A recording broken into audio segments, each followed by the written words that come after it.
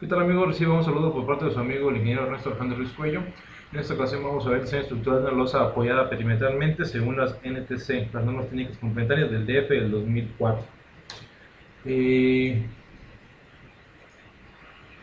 Bueno, este es un ejercicio que estoy tomando del libro de González Cuevas. Vamos a hacer una revisión del mismo. No vengo a inventarle un negro, vamos a explicar únicamente el ejercicio. Y aquí tenemos lo que parece ser la esquina de una losa. Y aquí tenemos continúa para acá, continúa para acá, continúa para acá, es una esquina, mide 6 metros, 450, y se coloca un muro en la parte central del mismo. Aquí no la conté, pero bueno, a 3 metros, de 3 metros. Unas vigas de 25 por 50, el rosa pues se tiene que deducir. Hay una carga viva de 200 kilogramos, el recubrimiento es de 120 kilogramos, una carga por muro de 1200 kilogramos por cada metro lineal, aquí perdón, un error. El F'C es de 250 kilogramos por centímetro cuadrado, clase 1, ahorita vamos a explicar que es clase 1. El F asterisco C, recordemos que es el punto 80 de F'C, el F'C es el punto 85 del F asterisco C y el Fy es el módulo de fluencia de la C. Antes de que comencemos con esto, vamos a revisar lo que dice el reglamento de construcción, el apartado 6.3.3 de las normas técnicas complementarias para el diseño de estructuras de concreto. Dice que las losas apoyadas en su perímetro tienen que ser tableros aproximadamente rectangulares para explicar este método. La distribución de las cargas es aproximadamente uniforme en cada tablero. Los momentos friccionantes negativos en el apoyo común de los adyacentes difieren entre sí en una cantidad no mayor al 50% y menor de ellos. La relación entre carga viva y carga muerta no es mayor al 2.5 para las monolíticas con sus apoyos ni mayor a 1.5 para otros casos. La parte tediosa es esta. Dice, cuando sea aplicable la tabla 6.1, ahorita vamos a ver cuál es la tabla 6.1, podrá omitirse el cálculo de deflexiones si el peralte efectivo no es menor que el perímetro del tablero entre 250 para metro concreto clase 1 y 170 para clase 2. Bueno, no lo voy a leer porque ya está aquí. Usted puede pausar el video y verlo con más calma. Está en el reglamento, inclusive aquí está el punto donde estoy sacando. Yo lo tengo un poquito más digerido y dice que el peralte de una losa es igual al perímetro entre 250 para concreto clase 1 y entre 170 para clase 2, si solo si el Fs, que sería el valor de referencia del acero reducido, es menor o igual a 2520 y la carga que tengamos es menor a 380 kilogramos por metro cuadrado. Si estas dos condiciones, una de las dos condiciones no se cumplen, tendríamos que utilizar estas fórmulas donde dice que aplicaríamos ahora que ya no sería el perímetro entre 250 para clase 1, sino el perímetro corregido debido a cada caso, donde el perímetro corregido es igual a 0.032 de la raíz cuarta del Fs por W. Hay que tomar en cuenta que para poder hacer la suma de la cálculo del perímetro, para losas no monolíticas hay que incrementar 1.50 los lados discontinuos y 1.25 los lados discontinuos para no monolíticas. ¿Qué refiere eso? Bueno, en el caso del tablero 1, sabemos que un tablero es aquel que está delimitado por 4 vigas, como el caso que tenemos aquí. Este es el tablero 1, el tablero 2, recordemos que continúa y acá también continúa. Para el caso del tablero 1, ¿cómo haríamos el cálculo del perímetro? Bueno, sería en centímetros, porque vamos a hacer cálculo en centímetros. Tenemos 600 centímetros de este lado, más 600 centímetros de este lado. De este lado recordemos que continúa, por eso son lados continuos, también aquí continúa, es un lado continuo. Un lado discontinuo es es donde es un borde que por ejemplo ya no va a continuar y tampoco ya no continúa, estos son lados discontinuos. Entonces estos dos lados se suman, pero se incrementan en 1.25 porque son losas monolíticas. ¿Qué es una losa monolítica y una losa no monolítica? Bueno, la losa monolítica es aquella que se cuela junto toda la losa con sus traves y con sus vigas, mientras la monolítica es aquella que se cuela de forma independiente, primero las traves y después la losa. ¿Qué es mejor? Bueno, desde el punto de vista personal, es que sea una losa monolítica, inclusive el factor es menor, 1.25, y es un poco más seguro. ¿Podemos hacer losas no monolíticas? Sí podemos, pero lo más recomendable es que hagamos losas monolíticas. Entonces, al hacer esta pequeña operación, nos da que el perímetro es de 2362.50. El Fs es un factor de reducción donde multiplicamos el Fy por 0.6. En este caso, como es 4200 por 0.6 nos da 2520. Entonces tenemos que Fs sí cumple, es menor o igual a 2520, nos dio 2520 igual, por lo tanto sí cumple. Ahora hay que ver la carga que tenemos sobre el muro, sobre la losa, la carga total última. Dice, bueno, aquí tenemos una pequeña condición en el ejercicio, que hay un pequeño muro. Entonces hay que convertir esta carga lineal a una carga distribuida. Aquí nuevamente el error no es que los metros cuadrados, es por metro lineal. El muro pesa 1200 kilogramos por metro lineal. Esto igual del reglamento de construcción, aquí viene el apartado del 6.3.4, dice cómo convertir una carga lineal en distribuida, siempre y cuando cumpla ciertos factores, ¿no? Entonces, para no leer mucho, dice que hay que calcular M, donde M es la resultado de dividir el lado corto entre el lado largo del tablero. En este caso el lado corto es el de 450 y el lado largo 600, nos da 0.75. Eso nos refiere a que nos ubiquemos en esta tabla, lo que sería M. Para fines prácticos el ejercicio únicamente automáticamente toma 0.8 para no hacer muchos números, pero podemos hacer la simplificación, una regla de 3 simple, una interpolación lineal, como lo menciona aquí en el reglamento, para obtener el valor exacto. Aún así, el valor que se propone usar es mayor que el que tendría que dar, puesto que tendría que estar entre 1.3 y 1.5, entonces se propone usar 1.5, y por cuestiones de seguridad, pues podremos usar válido el 1.5. Entonces tenemos 450 entre 600.75, y luego lo que tenemos que hacer es dividir la carga del muro entre el tablero, es decir, pesa 1200 kilogramos por cada metro lineal, y en el tablero está ubicado en los 450 centímetros. Entonces multiplico 1200 kilogramos por metro lineal por los 4.5 metros en el que se encuentra ubicado el muro, y lo divido entre el área del tablero, que sería 600 por 4.5. Ese resultado tengo que multiplicarlo por este factor que me está dando aquí el reglamento, donde aguas tenemos si el muro es paralelo al lado corto o si es paralelo al lado largo. En este caso, pues vemos que es paralelo al lado corto, entonces tomaríamos solo de 1.5. Al hacer esta pequeña operación nos da que es 300 kilogramos metro cuadrado, que ya se hace la conversión automático, ¿sí? Y lo único que hacemos ahora es hacer la suma de las cargas. Aquí el ejercicio es un poco sencillo, simple, y en lo personal yo hago un poco más elaborado el análisis de cargas, pero bueno, tenemos la carga viva más la carga por recubrimientos. Aquí nos marca 240 kilogramos por metro cuadrado, pues se entiende que es la carga muerta de la losa, está hecha de concreto armado, 2400 kilogramos por metro cúbico, y se supone que es una losa de 10 centímetros de espesor, por lo tanto multiplicar 0.1 por 2400 nos da 240, más la carga del muro distribuida nos da un total de 860 kilogramos por cada metro cuadrado. Ojo, este dato es un poco variable. Recordemos que el cálculo estructural es un procedimiento iterativo. En este caso, bueno, ahorita lo voy a explicar. Estoy tomando una losa, estoy considerando que es una losa de 10 centímetros, una losa es una carga muerta, por lo tanto eso lo voy a revisar más adelante. Entonces tengo que es 860 kilogramos por cada metro cuadrado. Ojo, dice que para que el método que aplicamos de distribución de la carga lineal sea válido, la carga que obtuve del muro, es decir, los 300 kilogramos por metro cuadrado, tiene que ser menor al 0.5 de la carga total. Entonces la carga total es 860, por 0.5 son 430. Eso quiere decir que 300, la carga del muro, es menor a la mitad de la carga total. Entonces este método que utilizamos aquí para distribuir la carga del muro es válido, ¿no? Pero luego tenemos el pequeño detalle de que 860 es mayor que 380. Recordemos que estamos buscando que estas dos condicionantes se cumplan para que yo pueda aplicar estas fórmulas para poder hacer el cálculo del peralte de mi losa. Pero pues se cumplió la primera y la segunda no, y forzosamente se tienen que cumplir las dos condiciones para que yo pueda usar estas fórmulas. Al no poder usar esta condición, no cumplirse, como lo vemos aquí, 860 es mayor que 380, pues me fuerza a tener que calcular el perímetro corregido para poder usar las fórmulas correspondientes.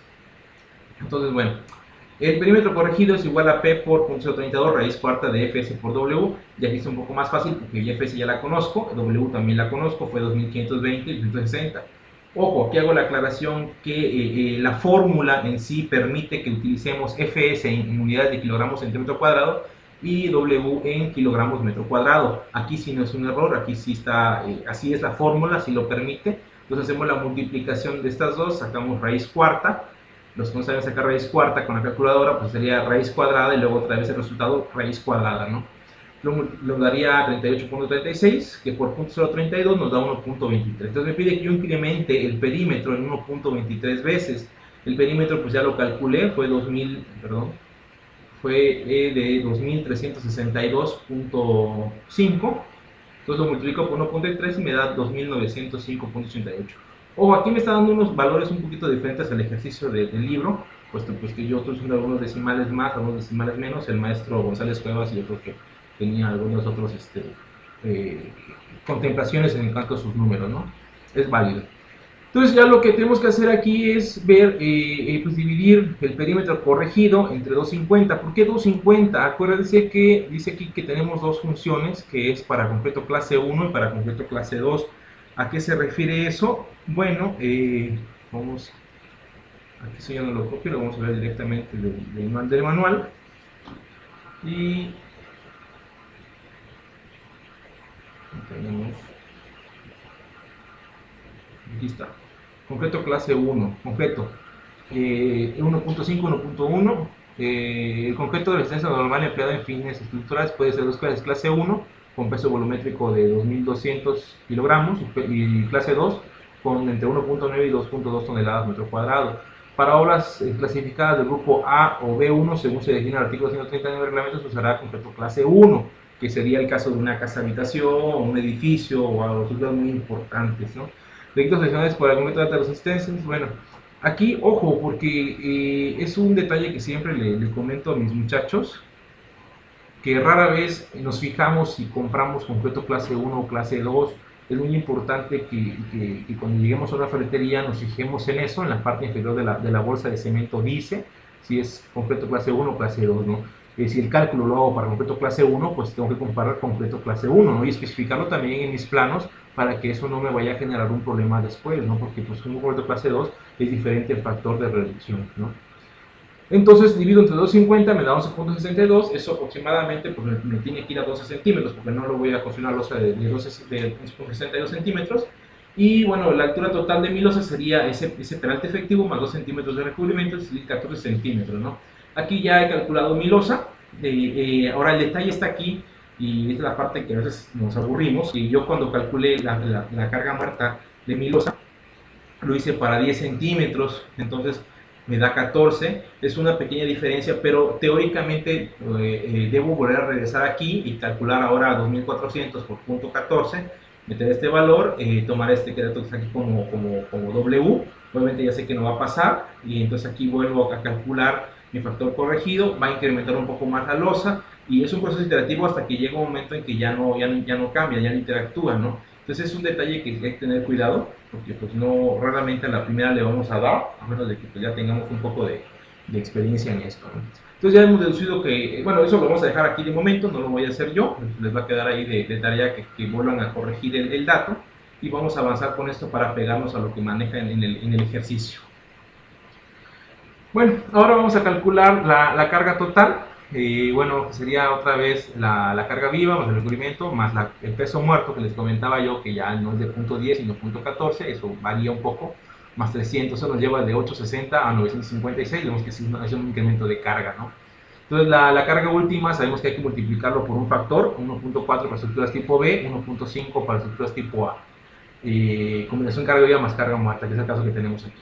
Entonces eso lo multiplicamos y nos da que la carga última es de 1368.40. Tocamos algunos datos que necesitamos. A1, ya sabemos que A1 lo vamos a tomar ahora como el lado corto, pero de eje a eje. Y teníamos que era de 450, bueno, le restamos la mitad de esta viga, la mitad de esta viga, 2.25, nos da 425. Y para el caso del lado largo, que son 600 centímetros, menos 25, nos da 575. La relación entre estos dos pues nos da 0.74, aproximadamente 0.75. Esto es para el caso 1, que es el caso 1. Bueno, vamos a regresarnos al reglamento y nos vamos a ubicar en la tablita 6.1, que es la que estábamos comentando hace rato. Y la tenemos aquí. Coeficientes de momentos flexionales a tableros rectangulares de franjas centrales. Y nos pide que calculemos ciertamente a M, perdón, nos dio 0.75, que es decir, está entre este, y tenemos el caso 1 y el caso 2, vemos que hay dos columnas para cada valor. ¿A qué se refiere? Bueno, el caso 1 es losa colada monolíticamente, como es nuestro caso, y el caso 2 es para losas no monolíticas, ¿no? Ya eso ya lo comentamos. Entonces vamos a abocarnos a los casos 1, y nos dice que estos valores hay que multiplicarlos por este factor, que es menos 10 a la 4, 10 a la menos 4 por la carga última, por el lado corto al cuadrado del tablero que estamos revisando, ¿no? Entonces, aguas. Esa tablita viene de una derivación del reglamento de Estados Unidos, donde aquí esta corrección, bueno, en Estados Unidos pues está en fracciones de pulgadas, aquí pues hizo la conversión y se pusieron valores ya enteros, son el sistema que manejamos nosotros, el sistema internacional. Entonces, bueno, vamos a hacer esta pequeña revisión. En el caso de, perdón, nuestro caso sería pues, este valor 10 al menos 4 por W última, que fue de 1338.40 por 425 al cuadrado. En estos casos ambos tableros tienen el lado parto igual, por tanto aplica, entonces el valor que vamos a usar es de 2.418. Ok, bueno, vamos a irnos ahora para trabajar un poco más fácil en una tablita de Excel. Aquí ya lo tengo ya todo calculado. Vamos a borrar algunos datos, bueno, no borrarlos, los vamos a volver oscuros para que, perdón, claros, para que no nos estorben. El ejercicio, bueno, nos divide que tengamos que dividir los tableros. Obviamente tenemos dos tipos de tablero. El tablero que tenemos aquí, el 1 es un tablero de esquina, mientras que este es un tablero de borde de esquina porque pues, tiene dos lados discontinuos adjuntos, y este de borde porque pues solamente tiene un lado hacia donde ya no continúa la dos. Aquí continúa y aquí continúa. Hay varios tipos de tableros, sí, inclusive en el mismo reglamento viene que tenemos tableros interiores donde todos son bordes continuos. Tenemos de borde con un lado continuo, corto, con un lado largo discontinuo, de esquina, tableros de extremo, tableros aislados, ¿no? Entonces, hay varios tipos de tableros, hay que identificar cuál estamos trabajando. Ahora, hay que ver de qué estamos trabajando, son los momentos en los bordes interiores y discontinuos, positivos y negativos. ¿A qué se refiere esto? Bueno, en el caso, por ejemplo, del tablero 1, me voy a salir para que yo pueda manipular esto. Se supone que esto nos genera un pequeño diagrama de momentos de esta manera, es decir, en el borde exterior tenemos un negativo, en el borde interior un negativo y en el centro un positivo. Entonces los vamos a diferenciar de esta manera. Aquí yo tengo ya los números, ustedes podrán pausar el video con más calma y verlos a qué me refiero en cada caso. Lo mismo sucede en el lado corto como en el lado largo, ¿sí? Donde tenemos igual un negativo en borde discontinuo, un negativo en borde continuo, interior, exterior, ¿sí? De igual manera para este que está acá. De igual manera se sobreponen, obviamente llega un punto en el que los positivos se sobreponen en el centro, por eso tengo dos números centrales, ¿no? Entonces eso se los voy a dejar con más claridad aquí en el video, lo pausan y ustedes ven a qué corresponden. Inmediatamente les voy a dejar también la hoja de cálculo aquí mismo, ¿no? Entonces vamos dilucidando estos valores de alfa. ¿Cómo voy a encontrar a alfa? Por ejemplo, nos estamos refiriendo al valor que tenemos en la tabla. Me dice que este es un tablero de esquina, de borde interior negativo, lado corto y lado largo. Entonces me voy aquí, es un tablero de esquina, busco el tablero de borde interior negativo, lado corto, y me voy al punto 7 y al punto 8. Estoy tomando que sería este y este, de 471 y de 419. Pero pues obviamente yo el valor que calculé de m es de 0.75, se encuentra a la mitad de ambos, entonces tengo que hacer una interpolación lineal, tan fácil como sacar la diferencia, dividirlo entre 2 y sumárselo al primero o restárselo al segundo para obtener ese dato. Entonces aquí yo lo tengo ya programado, sería 471, 419, 471, 419, la diferencia es 52, lo divido entre 2 y se lo sumo a 419, me da 445. De igual manera tendría que hacer para el siguiente, vamos a hacer uno más para que quede el ejemplo. El lado largo, aquí está el lado largo, sería 429, para el punto 7, el punto 8, el 1, 429, y en el 1 del otro sería 394.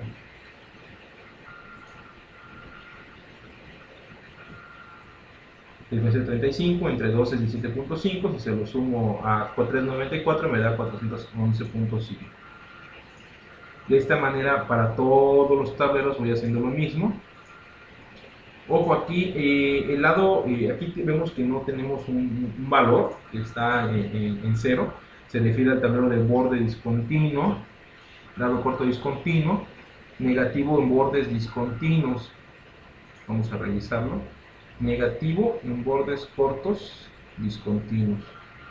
Ok, se refiere a este dato. En este caso los dos son de bordes interiores, entonces por eso no aplica ese dato como lo aplica acá, que aquí este es un borde exterior y aquí es un borde interior. Aquí los dos son bordes interiores, ¿no? Por eso aquí no contempla este valor, ¿no? Toda esta fila, ¿no? Después de eso, lo que tenemos que hacer es multiplicar este valor de alfa por el factor que ya calculé, es el de 2.418, el de 10 a la menos 4 por W por A1 al cuadrado. Nos da este valor, es una simple multiplicación, no hay mucho problema. Si se dan cuenta, lo que se hizo fue calcular un valor base y luego lo estamos multiplicando por los diferentes factores que tiene el reglamento para así encontrar los momentos últimos, momentos intervalos del tablero. ¿Sí? Nuevamente hago la apología, lo que vamos a encontrar aquí es esto, ¿no? Tanto acá como en esto. Entonces, al multiplicar esos valores obtengo valores tentativos para estos extremos, que son los que me interesan calcular. Pero bueno, ahora vamos a hacer una pequeña corrección. Sucede que por eso aquí tengo marcado el 1 y el 7. El 1 y el 7 son bordes que tienen una cierta continuidad. Vamos a verlo, el 1 con el 7. Entonces, hipotéticamente, con este deben ser pues continuos, pues es un solo elemento, ¿no? Es una sola curva que sube, baja y vuelve a subir. Más sin embargo, como vemos en el cálculo, pues aquí nos da este valor y aquí nos da este valor, cosa que pues hay una pequeña diferencia. Entonces ahí nos pide que hagamos una pequeña corrección en esos casos donde debe haber continuidad y no la hay. ¿Cómo hacemos esa revisión? Bueno, nos dice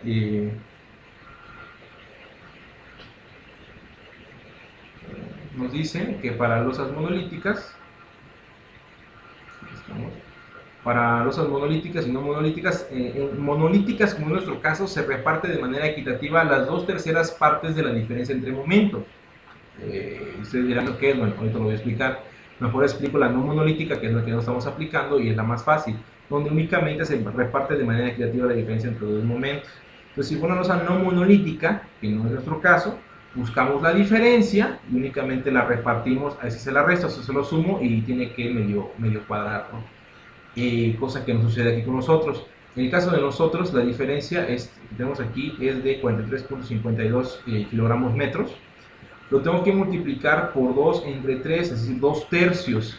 Y ese valor luego lo divido entre 2. Es decir, 2/3 partes de 43 son 29. Y 29 entre 2 son 14.5. Ahora sí, este 14.5 se lo voy a restar al que es mayor y me da este valor, y se lo voy a sumar al que es menor para que me dé este valor.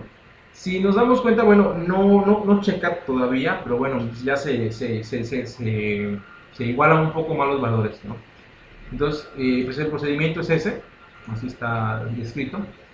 Y bueno, ya que tenemos esos momentos últimos, que serían el único caso que tendríamos que hacer la revisión. Si tuviéramos más bordes que pudieran continuar, pues tendríamos que aplicar el mismo procedimiento, ¿no? Después de eso hay que dividir este valor entre este dato que tenemos aquí, que es FR, factor de reducción, D cuadrada o F'C. Bueno, ya tenemos aquí ese dato, tenemos dos datos diferentes, porque, bueno, nos especifica el reglamento que básicamente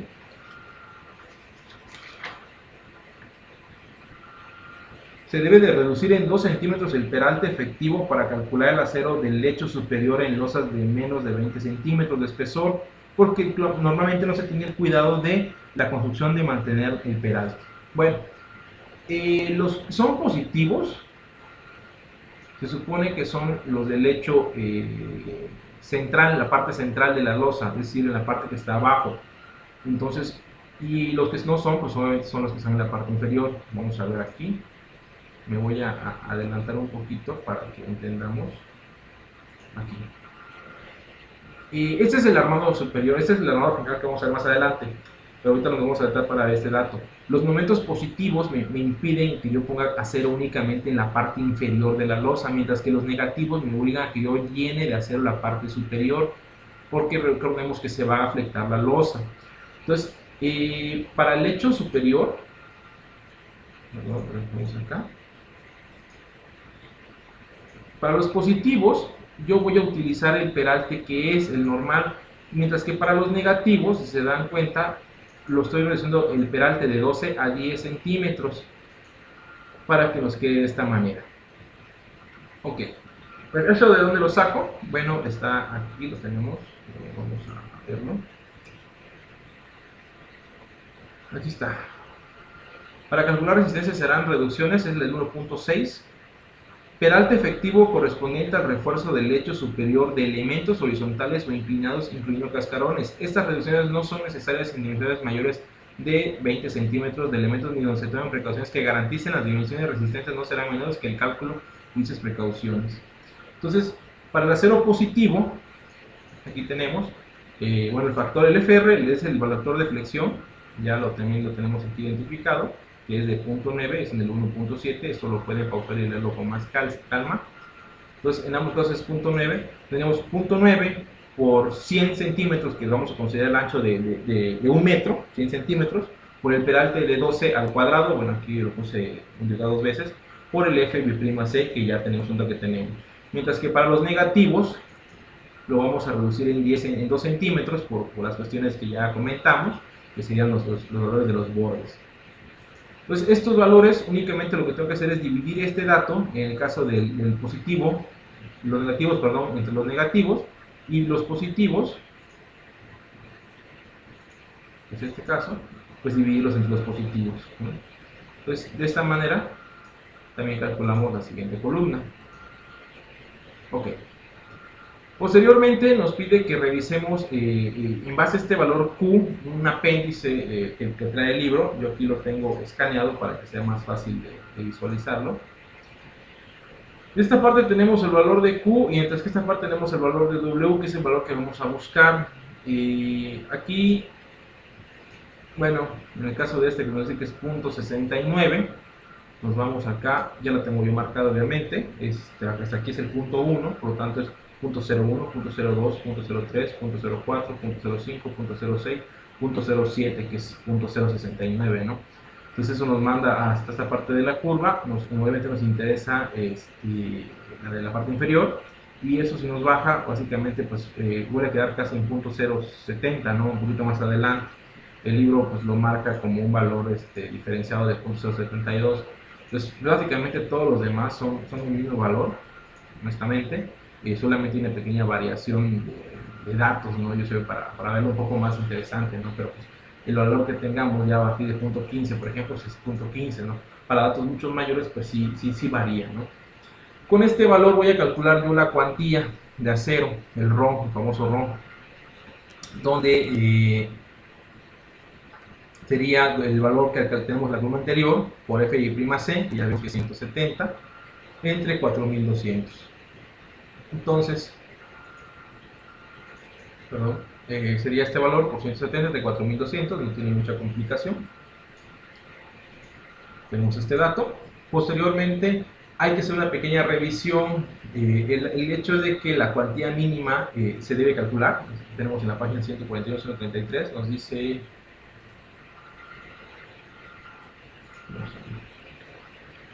Sabemos que hay una cantidad mínima de acero, que bueno, vienen diferentes formas de cómo calcularlo, pero dice, por su sencillez, en vez de emplear la fórmula anterior, puede suministrarse un refuerzo mínimo de cuantía igual a .202.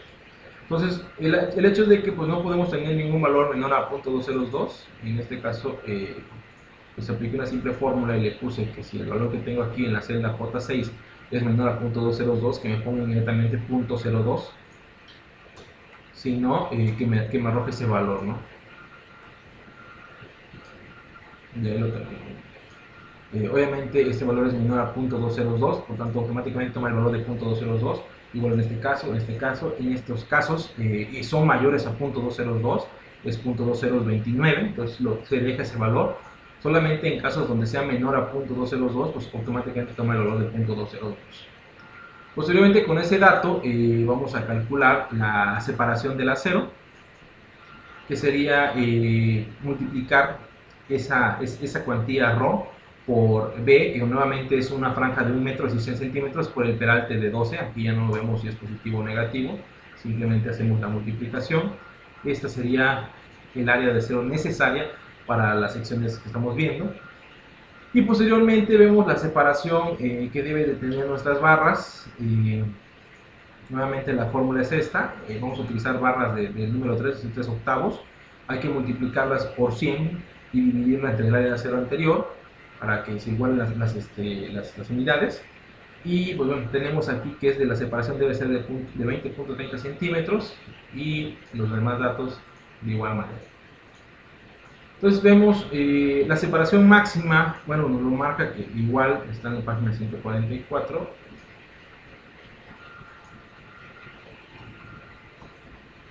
La página 144 nos dice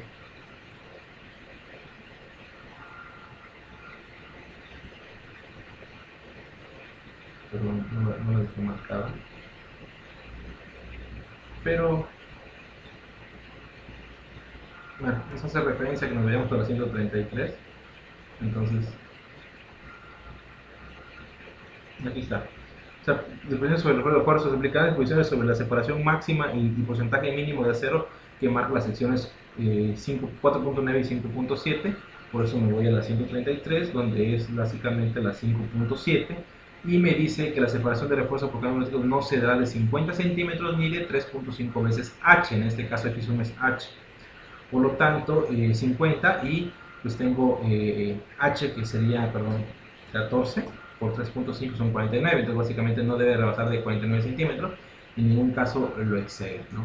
Vemos que están los centrales, los positivos, que son los de que van en el centro, están en 30 centímetros de separación, y ahí lo mismo sucede con estos dos, ¿no?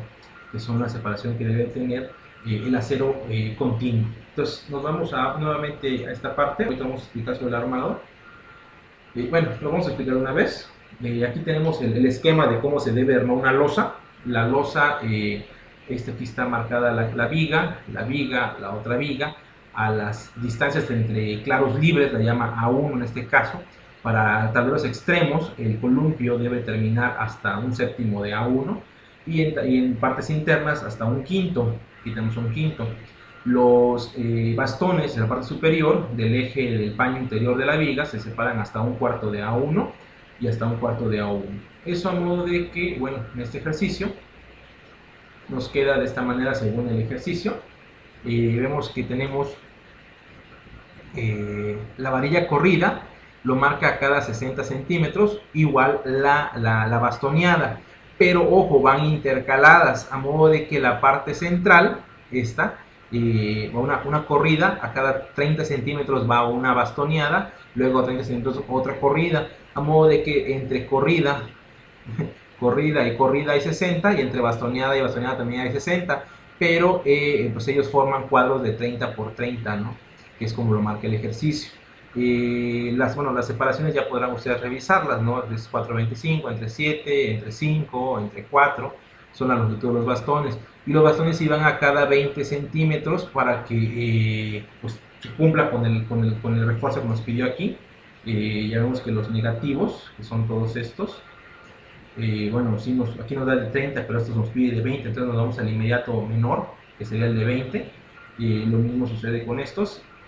Estos nos marca igual 29, 29, 24, pero el más pequeño es el de 20, entonces no puede haber separación de más de 20. Y si como las tenemos marcadas aquí en este esquema, si los dejamos sin los bastones, nos van a quedar cuadros igual de 30 por 30 en la parte superior. Por lo tanto, eso se colocan a cada 20 para que se cumpla la distancia de los lados negativos, así se haga el armado en ambos sentidos. ¿Sí? Y bueno, ya para terminar, pues esa sería la forma en que se debería de ver el armado, obviamente con las medidas que estamos proponiendo. Les repito, este ejercicio lo tomé de este libro, es un libro bastante noble, a lo personal me gusta mucho. Algunos dicen que ya está un poco obsoleto, bueno, ya depende de cada uno de ustedes. Yo con mis muchachos todavía trabajamos ello y es un ejercicio bastante noble, bastante sencillo. Hay formas más complejas de hacer una revisión a una losa de concreto, sí las hay, pero pues bueno, yo prefiero que nos quedemos con esta manera. Esa sería la mínima que deberíamos de saber todos. la mínima método para poder trabajar, ¿no? Bueno, les recuerdo, su servidor, el ingeniero Ernesto Alejandro Luis Cuello, les dejo este video, espero que les resulte didáctico, les sirva y bueno, estamos en contacto. Saludos.